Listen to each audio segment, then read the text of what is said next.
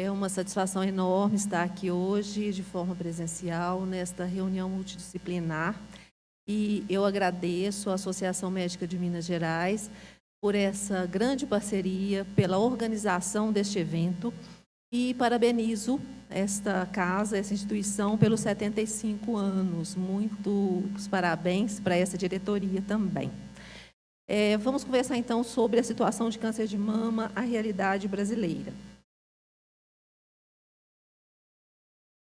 Eu declaro não apresentar conflitos de interesse que possam estar relacionados a esta apresentação. E vamos falar um pouco sobre a realidade brasileira, com os dados demográficos e epidemiológicos, o rastreamento do Brasil, o tratamento do câncer de mama e as considerações finais. Eu lembro que nós somos cerca de 2.500 mastologistas no Brasil, distribuídos de forma desigual por todo o território brasileiro. Mas, da mesma forma, a distribuição dos casos de câncer de mama tem sido desigual. E a gente vê que no Brasil a gente tem diferenças socioeconômicas e culturais muito intensas nesse país continental, com mais de 5.500 municípios. A população brasileira ela tem 213 milhões de pessoas, e o estado mais populoso é o de São Paulo, com 46 milhões de habitantes.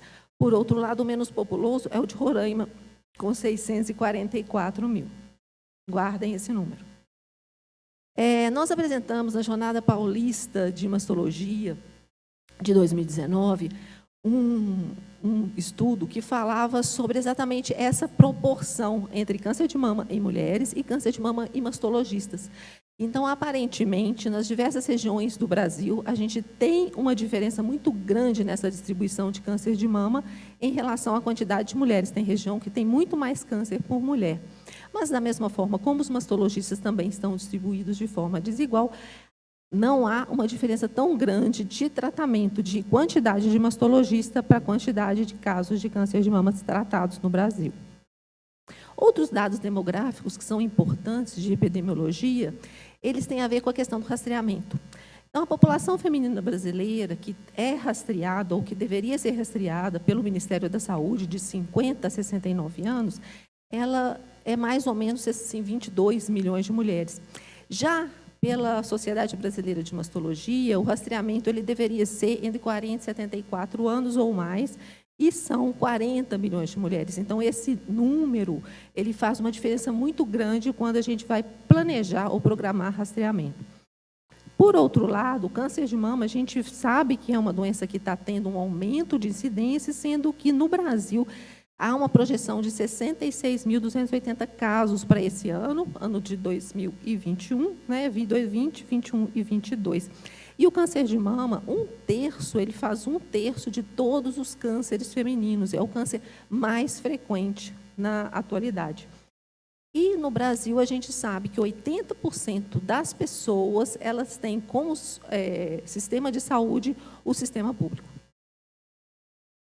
Em relação ao câncer de mama, o perfil das mulheres, a mediana de idade que a gente encontra é por volta de pouco mais de 50 anos, mas a distribuição ela se mantém constante, de forma que as mulheres mais idosas continuam tendo mais câncer do que as mulheres mais jovens. E aqui nessa tabelinha embaixo, vocês veem como foi a evolução da incidência, com esse aumento da incidência ao longo do tempo. Especificamente, então, sobre o rastreamento mamográfico, o que a gente deveria esperar? No Brasil, com cerca de 22 milhões de mulheres, pelos cálculos de rastreamento mamográfico de 50 a 69 anos, tirando as mulheres da saúde suplementar, que são cerca de 22%, a gente deveria fazer, anualmente, 8,6 milhões de mamografias. E a gente faz pouco mais de 2,5 milhões. Em Minas Gerais, o número esperado de mamografias deveria ser próximo de 900 mil mamografias ao ano. E se vocês forem ver na tabela, nos 2 últimos anos juntos, que foi 2020 e 2019, nós não chegamos a fazer nem 600 mil. Então, nós fizemos 33% apenas da quantidade de exames que deveria ser feito da cobertura mamográfica. O rastreamento mamográfico, né, a gente considerando a questão brasileira, mesmo o SUS tendo ser universal, equânime, integral, a gente percebe que há diferenças entre as regiões, sendo que a região norte ela é a região que tem menos rastreamento e, por outro lado, nas capitais, quase 80% das mulheres na faixa etária de 50 a 69 anos relata que faz mamografia regular. Um outro fator que deve ser avaliado quando a gente fala de realidade brasileira é a diferença que há entre raça e nível de instrução, sendo que as mulheres brancas e aquelas com nível de instrução superior têm feito mais mamografia do que as outras. E a gente alerta que essas diferenças não só são raça, nível de instrução e das localidades, mas há uma diferença de distribuição nos serviços também de alta complexidade. Um dado a ser levantado é da questão da saúde suplementar. A gente está falando aqui um pouco mais de serviço público, mas lembrar que na saúde suplementar, com a pandemia da Covid-19, também houve uma redução do rastreamento.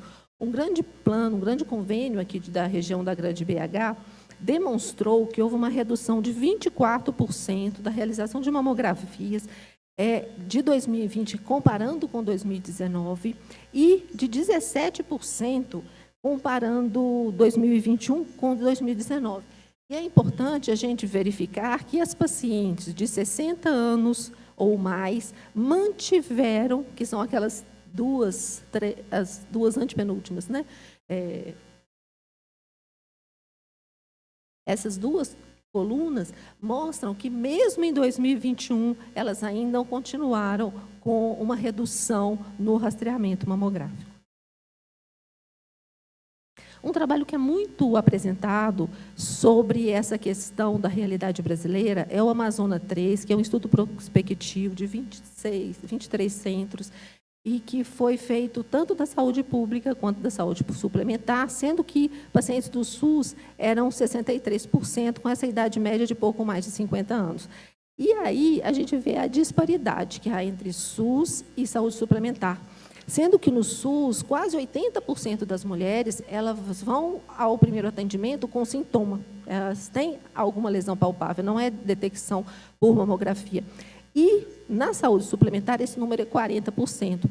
Também o estadiamento clínico 1 na saúde suplementar é 18%, e no SUS, ao contrário, na saúde suplementar é 40%, e no serviço único, menos de 20%. No nosso estado de Minas Gerais, que é um estado com 21 milhões de habitantes, Belo Horizonte tem mais ou menos 12% da população, porém realiza cerca de 32% dos tratamentos de câncer de mama no estado. Então, nós temos uma população, a gente realiza 3 vezes mais, né, proporcionalmente à nossa população. E a gente vê aqui nesse gráfico que 30% dos casos das pacientes que chegaram em 2020 em Minas Gerais para fazer o tratamento de câncer de mama já chegaram em estágio avançado 3 e 4. Mas isso não é igualitário também no nosso estado. Então, não só o Brasil tem uma diferença entre tratamento e diagnóstico, mas também o nosso estado. A gente vê que aqui na região leste, 53% das mulheres chegaram com estágio avançado, enquanto que na região oeste e sul, apenas 20 e poucos %. Vou só abrir um pequeno parênteses aqui para falar sobre a portaria 3712 de 2020, que é do incentivo que o governo federal deu, ou ele publicou, de R$150 milhões para rastreamento e diagnóstico precoce devido à pandemia da Covid-19. Essa portaria foi publicada em dezembro do ano passado. E o nosso estado, pelo desempenho, ele recebe, ou vai receber, R$5 milhões. Enquanto o estado de Roraima, como eu falei, de 644 mil indivíduos, como teve uma cobertura mamográfica, o Brasil, ele sugere que a cobertura seja de 60% daquela população que deveria fazer o rastreamento, diferente da OMS, que é 70%. Pelo desempenho, o estado de Roraima vai receber R$8 milhões. Uma outra questão que a gente deve falar é sobre diagnóstico e primeiro tratamento. No ano passado, no nosso estado, cerca de 30% das mulheres foi fazer o primeiro tratamento depois do diagnóstico após 60 dias. Então, não cumpriu a lei dos 60 dias. E isso, somado à questão do diagnóstico tardio e da não incorporação de drogas, provavelmente é o que tem feito aumentar a mortalidade por câncer de mama. Como considerações finais, a gente levanta, então, alguns problemas, que é a escassez dos dados atualizados ou a divulgação desses dados e a discussão sobre eles, a dificuldade de acesso das mulheres aos níveis primário, secundário e terciário, com a ação que é fragmentada. A gente não tem um modelo que facilite a entrada das pessoas mais vulneráveis, um modelo equânime de saúde. Além disso, as mulheres que têm sintoma, elas não têm a prioridade no sistema. Há uma diversidade de planejamento, já que o sistema é municipalizado, então aqueles pequenos municípios ou municípios pouco organizados que não têm não fazem consórcios de saúde adequado, as pessoas, as mulheres, elas não são bem atendidas, e há vulnerabilidades que são inerentes às próprias pacientes. E a gente esperaria ações de diagnóstico de situação, planejamento de acordo com as necessidades, vinculado a metas, com atenção na saúde mamária, através de umas linhas de cuidado, sistema logístico que fosse informatizado, interconectado, com custo adequado de orçamento. A gente sabe que tem muito desperdício, articulação público-privada e o treinamento continuado dos profissionais de saúde, tendo em vista que muitas dessas mulheres, elas passam por vários médicos ou vários profissionais de saúde, mesmo que não sejam em relação a pensando sobre a saúde mamária, e nenhum deles faz uma pergunta básica. A senhora já fez mamografia? A senhora está sentindo alguma coisa na mama? É muito simples. E as mulheres poderiam viver mais se as pessoas se preocupassem um pouco mais com a saúde mamária. E a gente está aqui exatamente para criar pontes, para criar laços, para a gente poder fazer essas mulheres passarem por todas essas etapas e por ter uma saúde melhor e se cuidarem mais. A gente enfatiza muito a questão do autocuidado e o diagnóstico precoce é uma forma de autocuidado. E a gente aqui, então, vai seguir junto, quanto antes melhor, é nosso lema, né? O ano todo, não é só hoje. Muito obrigada.